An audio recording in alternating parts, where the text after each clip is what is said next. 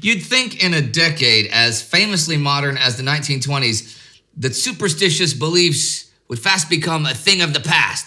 But the modern horrors of the Great War have awakened in many people the earnest belief that the spirits of lost loved ones can still visit them from beyond the grave. And in the spring of 1923, a writer famed for his scientific rationality goes on tour to tell them that they are 100% right.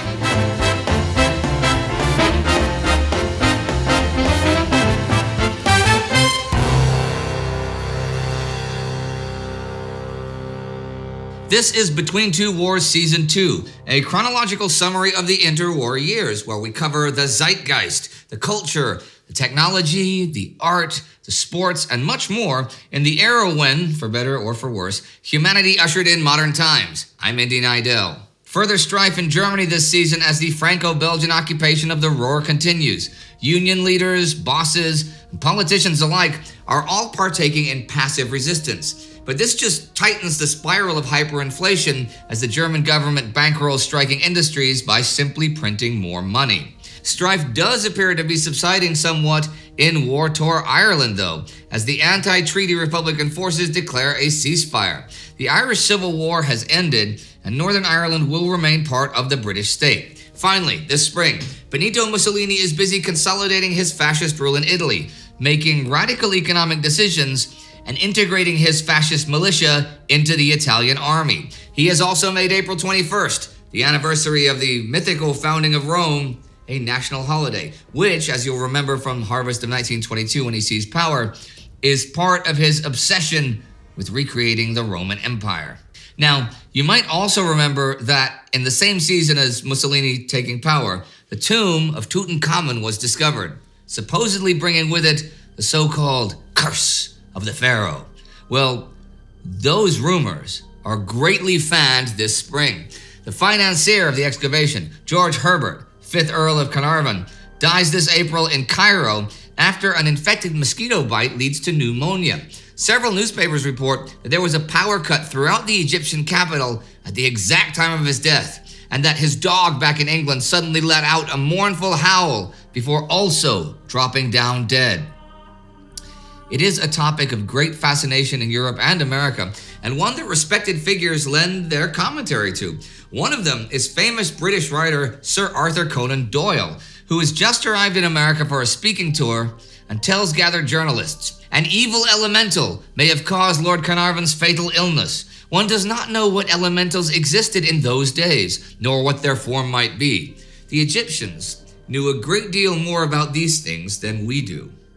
Considering the purpose of this particular speaking tour, to convince the world of the existence of spirits, it's not surprising that Doyle immediately blames Carnarvon's death on an ancient curse. But it is somewhat ironic when you consider his reputation. He is, after all, the creator of the famously rational Sherlock Holmes. One of the most famous fictional characters ever, readers were first introduced to the mastermind detective Sherlock Holmes and his assistant Dr. Watson in the 1887 novel A Study in Scarlet. Doyle has said he created Holmes during his days as a medical student. His professor, Dr. Joseph Bell, could recognize the tiniest abnormalities in a patient's condition and wielded unparalleled deductive powers in his diagnosis, inspiring Doyle to create a detective who approached his work with such precision. A Study in Scarlet was published to little commercial fanfare, but it wasn't long before Holmes had a vast and loyal fan base and was considered the genius detective of the English-speaking world.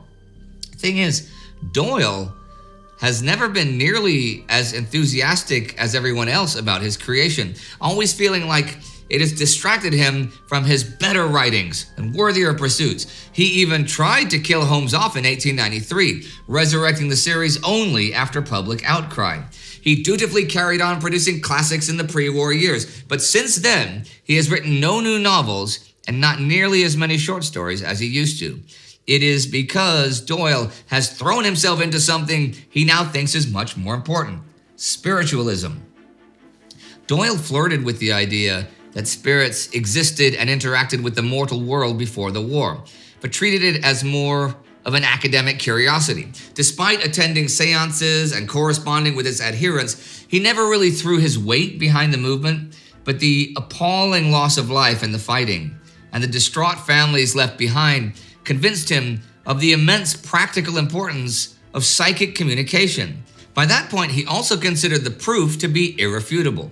A family friend, who had become a spiritualist after her 3 brothers all died at Ypres, was able to accurately relay to him a strictly personal conversation he once had with his wife's brother long ago. Doyle could see no other explanation for how this friend could know this, following the guidance of his own Sherlock Holmes that the truth, however improbable, is what remains after the impossible is eliminated. Doyle became a committed spiritualist. He is not alone in his newfound convictions, as he will note himself in 1926. While it is true that spiritualism counted its believers in millions before the war, there is no doubt that the subject was not understood by the world at large, and hardly recognized as having an existence. The war changed all that. The deaths occurring in almost every family in the land brought a sudden and concentrated interest in the life after death. People not only asked the question, if a man dies, shall he live again? But they eagerly sought to know if communication was possible with the dear ones they had lost. They sought for the touch of a vanished hand and the sound of a voice that is still. Spiritualist writing has quickly overtaken the fictional work he is known for. Most infamous is his 1922 The Coming of the Fairies, in which he claims that a set of 5 photographs from 1917 purporting to show real fairies visiting 2 young English cousins are evidence of the spirit world. He has also embarked on multiple speaking tours already, one of Australia and New Zealand in 1920, and then his first American tour in April last year, attracting huge crowds and filling New York's Carnegie Hall 6 times, many of the crowds being mothers and war widows still mourning their lost men. He has, of course, received ridicule throughout all of this, but to Doyle, there is nothing ridiculous about it. In fact, he thinks this perfectly rational. As he said himself on that American tour, there remains a great residuum of proved fact, which makes this psychic movement the most serious attempt ever made to place religion upon a basis of definite proof.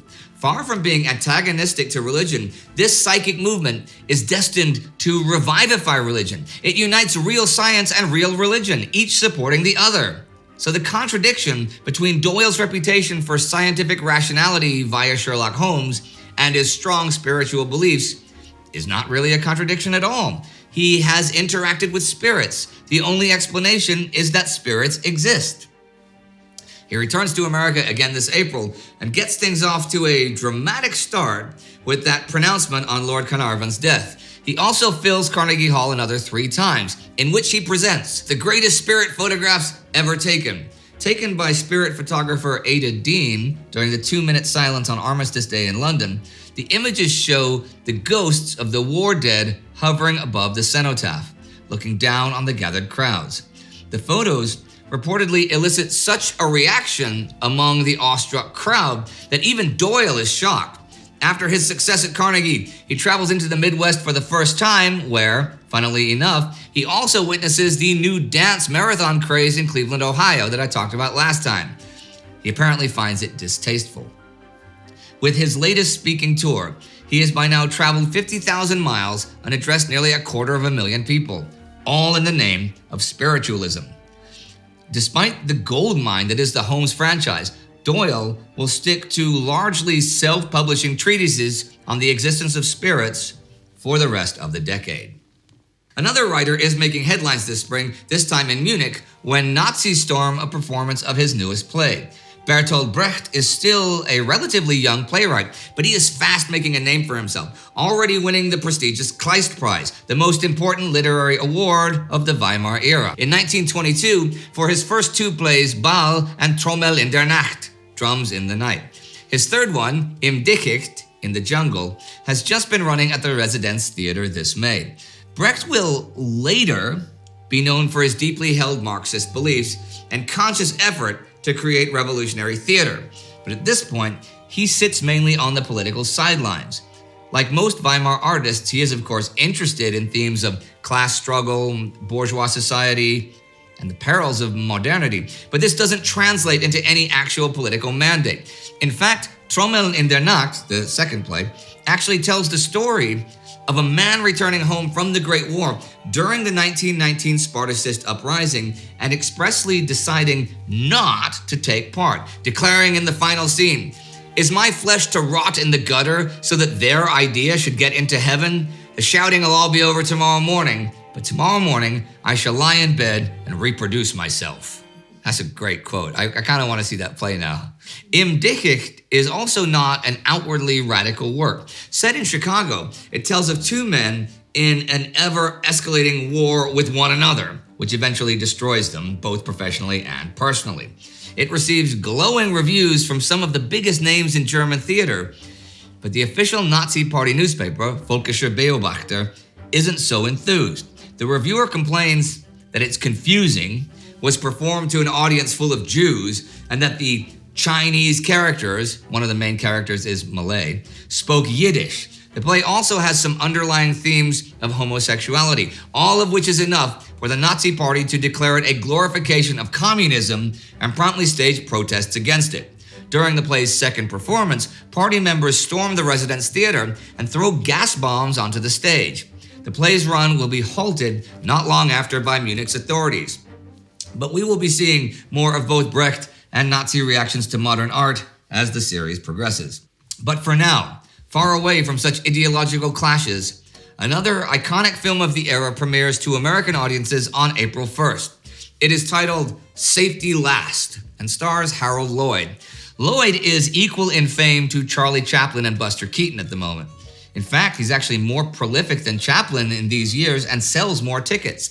Like Chaplin's Tramp, he often plays a recurring character, his glasses character, who represents something of an optimistic everyman of the era searching for success. Safety Last sees a continuation of this persona.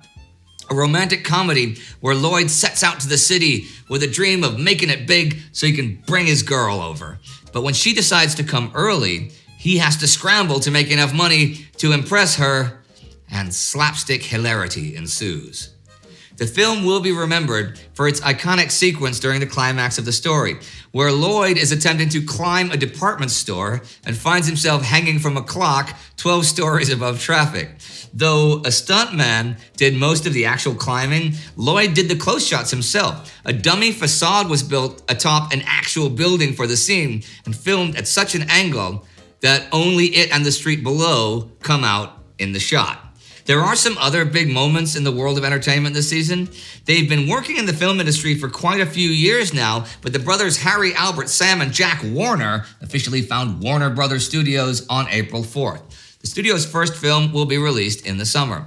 Also this season, the young Louis Armstrong makes his recording debut on April 6th as second cornet in King Oliver's Creole Band. Even for the time, the recording quality is terrible. But it's a critical moment in the history of the Jazz Age. And with that ends the spring of 1923. The spiritualist convictions of Arthur Conan Doyle is another example of how paradoxical modernity can be. Something as modern as the Great War has ignited in him and countless others what seems to be a profoundly unmodern belief. That the spirits of the dead are able to communicate with the mortal world appears to go against everything the age of science and rationalism is going towards. But that same age of science and rationalism has brought with it untold levels of destruction. That people's reaction to all of this appears paradoxical is understandable. In the modern world they inhabit, they are promised everything and nothing all at the same time.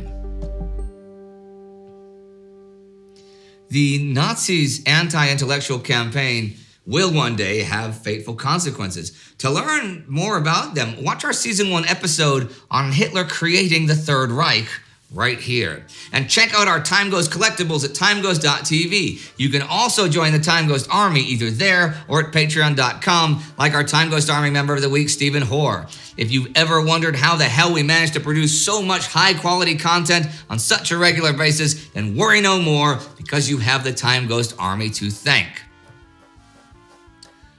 When speaking of curses, Bertolt Brecht's motto, it springs to mind. In the dark times, will there also be singing? Yes, there will be singing about the dark times. Proust. you.